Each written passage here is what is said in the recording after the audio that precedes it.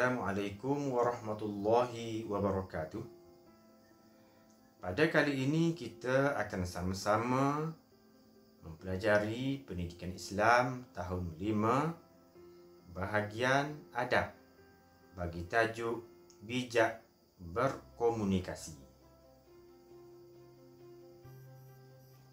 Murid-murid boleh merujuk buku teks di muka surat bermula 174.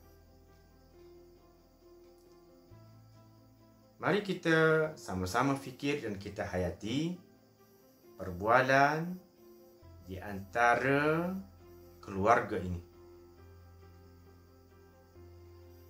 Yang pertama, ayah, saya mahu makanan ini. Ya, terima kasih ayah. Yang kedua, boleh adik? Sama-sama. Yang ketiga, ibu, nanti saya tolong ibu bawakan makanan ya. Terima kasih Maria. Bagusnya anak ibu. Mari kita sama-sama fikirkan bagaimanakah komunikasi sehat dapat mengeratkan hubungan kekeluargaan.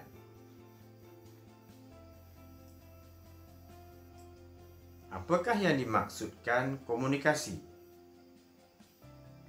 Dari sudut pengertian, dalil, maksud, dan hukum. Pengertian komunikasi. Komunikasi ialah perbuatan mengadakan perhubungan, sama ada secara langsung ataupun melalui perantaraan.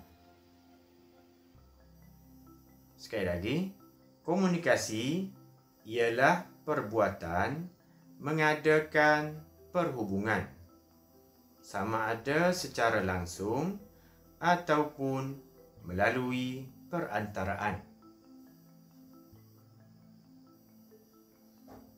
Apakah dalil? Ialah sabda Rasulullah sallallahu alaihi wasallam.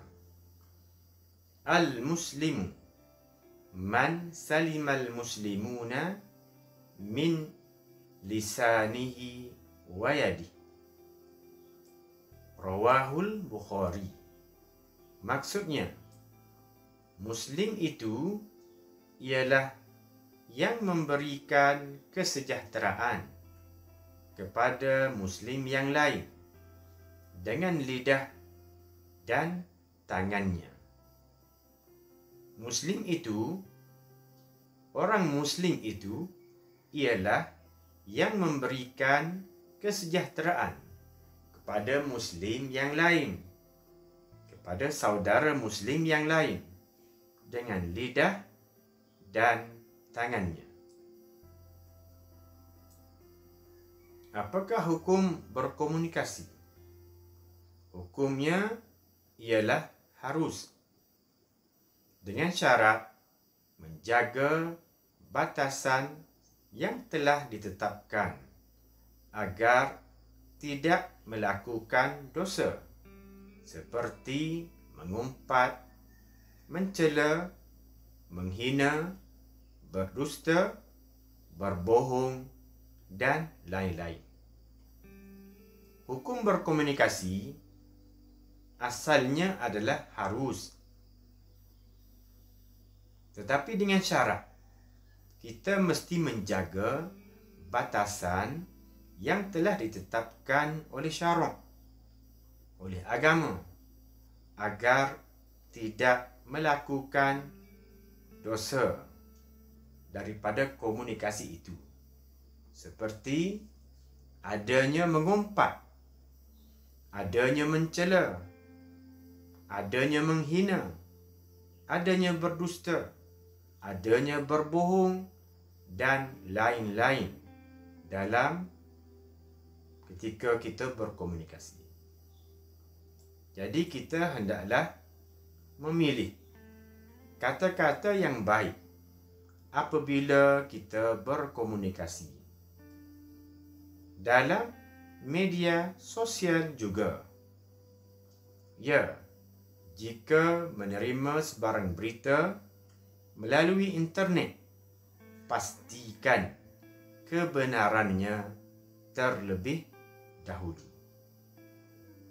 Nilai memelihara komunikasi akan mengeratkan silaturahim.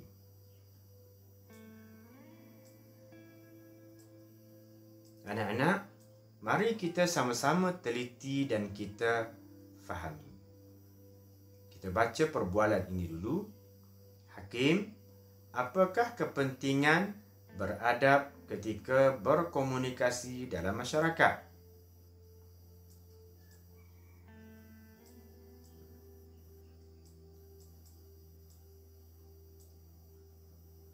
Kepentingan beradab ketika berkomunikasi dalam masyarakat termasuklah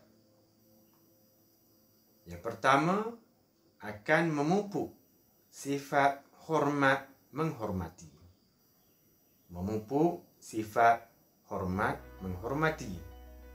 Yang kedua, mengelakkan permusuhan dan kebencian. Mengelakkan permusuhan dan kebencian. Betul. Apakah pula kepentingan kepada negara? Baiklah. Mari kita tengok apakah adab berkomunikasi. Adab berkomunikasi. Yang pertama, memulakan komunikasi dengan salam. Dengan melafazkan Assalamualaikum warahmatullahi wabarakatuh. Yang kedua, memilih kata-kata yang baik. Yang ketiga, sopan dan lemah lembut dalam percakapan. Yang keempat, berkomunikasi mengikut keperluan. Yang kelima, memberikan perhatian ketika orang lain sedang bercakap. Yang keenam, tidak berbohong dan menyakiti orang lain.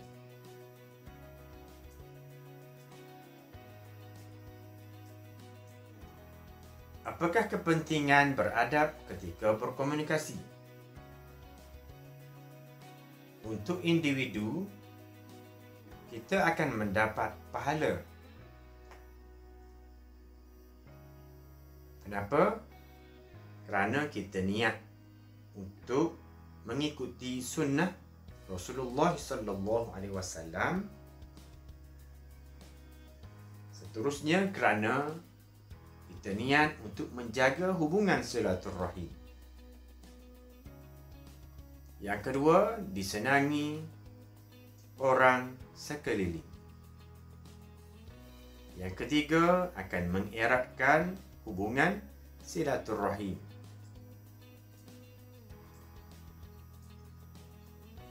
Anak-anak, mari kita sama-sama perhatikan bagaimanakah komunikasi Rasulullah sallallahu alaihi wasallam. Komunikasi bijak seperti Rasulullah sallallahu alaihi wasallam, yang mana beliau bercakap benar. Beliau tidak pernah berbohong. Rasulullah sallallahu alaihi wasallam melarang kita daripada berdusta untuk membuat orang lain ketawa. Yang kedua, Rasulullah menggunakan bahasa yang baik dan teratur. Rasulullah sallallahu alaihi wasallam tidak pernah sesekali berkasar dan sentiasa menggunakan bahasa yang baik, sopan dan berlemah lembut. Yang ketiga, Rasulullah bila berucap ucapannya yang jelas pada sesetengah keadaan. Pada sesetengah keadaan, Rasulullah sallallahu alaihi wasallam mengulang ucapan baginda sebanyak 3 kali sehingga difahami oleh pendengar. Yang keempat, Rasulullah sentiasa bersederhana, iaitu ketika berkomunikasi, Rasulullah sallallahu alaihi wasallam selalu bersederhana, iaitu tidak terlalu banyak bercakap dan tidak juga terlalu banyak diam. Baginda sallallahu alaihi wasallam mengingatkan kita pilihan antara dua. Yang pertama, berkata yang baik. Yang kedua, jika tiada yang baik untuk diperkatakan, diam itu lebih baik.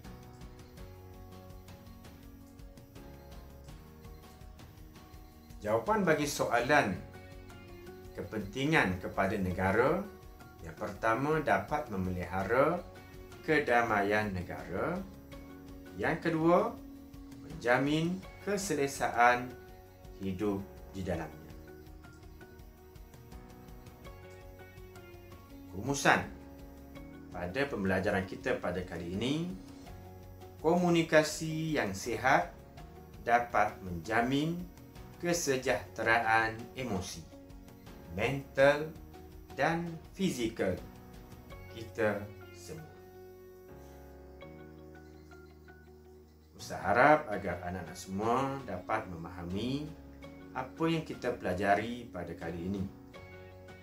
Terima kasih kerana menonton dan sama-sama belajar bersama Ustaz. Jangan lupa subscribe. Sekian, terima kasih. Wassalamualaikum warahmatullahi wabarakatuh.